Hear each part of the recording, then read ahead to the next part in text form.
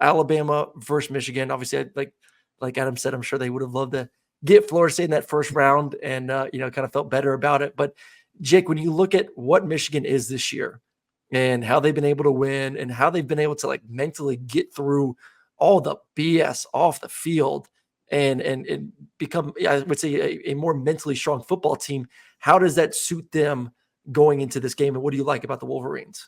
Yeah, so really the first thing I go to with this is like, okay, we can have this conversation, but the fact of the matter is the matchups are the matchups, and now it's time to like actually just talk about the game. Like it is what it is. Okay. So when you think about this matchup, to me, the number one thing is I know you guys all cover games. In my conversation with defensive coordinators this year, the number one thing that was talked about for things that keep them up at night, that give them nightmares, is mobile quarterbacks.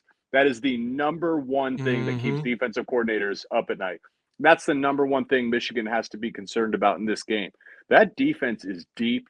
They rotate six guys in the interior. They're four deep at the edge. They're 3-4 deep at the linebacker, deep at safety, deep at corner.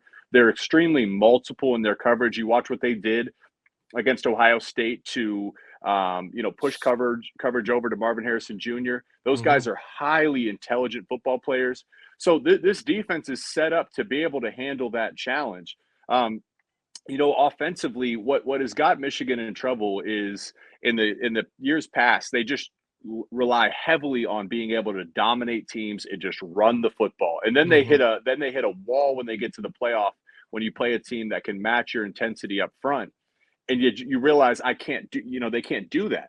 Well, the benefit this year is JJ McCarthy, generally speaking, over the Mm-hmm. long term, has taken a stride, and the passing game has taken a stride. They're going to have to draw on that in this game. There's really no clear edge. These are two damn good football teams. It's going to be a close game into four quarters. For Michigan, it's going to be about overcoming that mental battle of, are Mm-hmm. we good enough to be in that? Are we good enough to beat the best the SEC has to offer? Are we good enough to win a playoff game and a national title?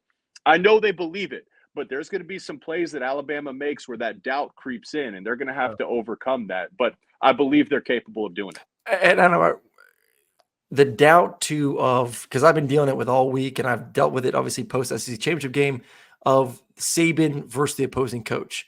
Saban, all of his championships, all of his success in the playoffs, and then obviously Harbaugh's gotten in the past 2 years, and kind of what Jake said, like they've been kind of progressing in a nice way of getting, winning the Big Ten, beating Ohio State, getting to the playoffs, and then now putting together what I think we all could agree is probably their best team of the past 3 years, more balance on both sides of the football. But is Harbaugh good enough to take down the greatest of all time in Nick Saban? Yeah. Yeah, I think, it's funny, Jake, you just mentioned the mobile quarterback thing. I just shot a video literally right before this talking about my key to the game for the Bama-Michigan game, and I talked about Jalen Milroe and the fact that Michigan hasn't had to face a ton of dynamic quarterbacks this year in the Big Ten. And as good as they've been on defense, I'm not sure that they've seen someone who can change the game the way Jalen Milroe can. Yeah. And Milroe has had the big run against Georgia. He's got a 60-yard run on the year, I think, in one of the games. So that's a major key, and Jake makes a good point there. I keep coming back to Michigan, and all season long, man, in the big moments when they face adversity, that roster just doesn't flinch. Mm-hmm. They haven't flinched ever, and it starts with JJ McCarthy. Like, he hasn't flinched at all, even when he hasn't played well. Did not play well against Penn State, but did what they had to do to win. And then two, Jake and I have talked about it a lot on our show, the growth of Sherrone Moore as a play caller and how he's just taken what's been there and hasn't tried to do too much and has been okay running the football 30 times in the second half in some of these games, just been so confident in what they do on offense. It gives me a lot of confidence in Michigan because to your point, Aaron, about playing Nick Saban, like there's a lot of human nature creeps in and you start to wonder, man, we're playing Alabama. Like, this is Bama. This isn't Iowa in the Big Ten championship game. This isn't Penn State. This is Alabama. And the doubt creeps in, but I keep coming back to the fact that they haven't flinched all year and they've showed up for the moment all year long, and it starts with the quarterback. Jake, is as a Michigan guy, like, do you look at the head coach matchup and like, do you believe that Harbaugh can win this football game as a coach? Absolutely. I Harbaugh is one of the few, like, he can coach football. There is decades of proof massive stacks of proof. I mean, one of the few guys that did it in college and in the NFL. You know, he's just the next step for him is winning that championship. He got all the way to the doorstep of the Super Bowl, didn't get it done. He's been on the playoffs twice, didn't get it done. It is a trend though, where like you have to get there. You got to familiarize yourself with the opportunity. And then sometimes those losses can be a good thing, especially when you return so much of your talent and your experience. Michigan, going back to this offseason, returned the 5th most production in college football. Oh. A majority of the team that was there last year is still on the roster this year. It's no easy challenge here, man. It is absolutely no easy challenge. Saban's got experience too, but there's no reason to doubt Jim Harbaugh or the Michigan Wolverines in this moment. I want to get both of your keys. Actually, I want to stay on Harbaugh real quick. Last one, Harbaugh. Then I want to get some keys to the game from both sides. Like Michigan wins if, Michigan loses if. If Harbaugh does win it all, Michigan wins it all. They beat Alabama, they beat Texas, they're watching the national championship, and Harbaugh says, you know what? I came, I conquered, I got my title. I'm done with all the NCAA bullshit. I'm ready to move on and gets a job in the NFL, wherever it may be. Who's Michigan going after next? Like, is there any discussion of this? Any thought of like where could, because it's a hell of a program. You won a national championship, recruiting's going great. You're kicking butt against, obviously your big rival in Ohio State. It would be the premier job to get in college football. Who should they target? Who should they get? Have you guys thought about that at all?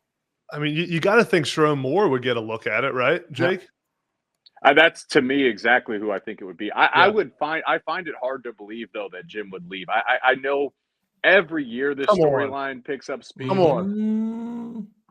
I seriously, dude, I'm telling you, if they put a lifetime contract in front of Jim and make him feel, the only thing Coach Harbaugh wants is like to feel he wants to be compensated for his production and his wins, and he wants some flexibility to run the program the way he wants to run it.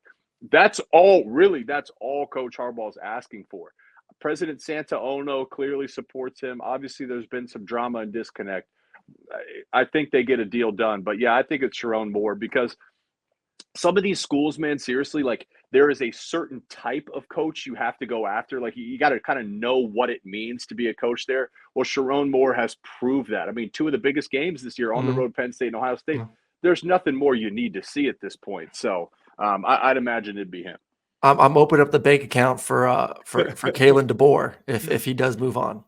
That wouldn't be a bad one either. I think everyone would be happy about that one too. Yeah. Adam, anyone on top of your mind, or you going with Moore too? Yeah, I mean, I think Sherrone Moore, right when you said that, is the top guy. I'm a big Dan Lanning guy. I don't know if he'd leave Oregon, but I mean, I think Michigan has the money to try to go after whoever they want. So like DeBoer, like you mentioned, Dan Lanning would be a great one. It'll be a job a lot of people want, without a doubt. But as we've seen, like I think a lot of these coaches, I mean, I'm sure Texas A&M went after Dan Lanning with everything they had too, and he didn't bite. So I think we've seen that even with some of these jobs that have tons of money, if there is some kind of like off the field drama that they got to deal with, like if Jim Harbaugh leaves this offseason, that NCAA stuff ain't wrapped up. I mean, that'll be another year or two till that thing's done. So a coach will have to come in knowing what's going, knowing that there's some unknown about what happens with all this investigation stuff. So that'll be a factor for sure.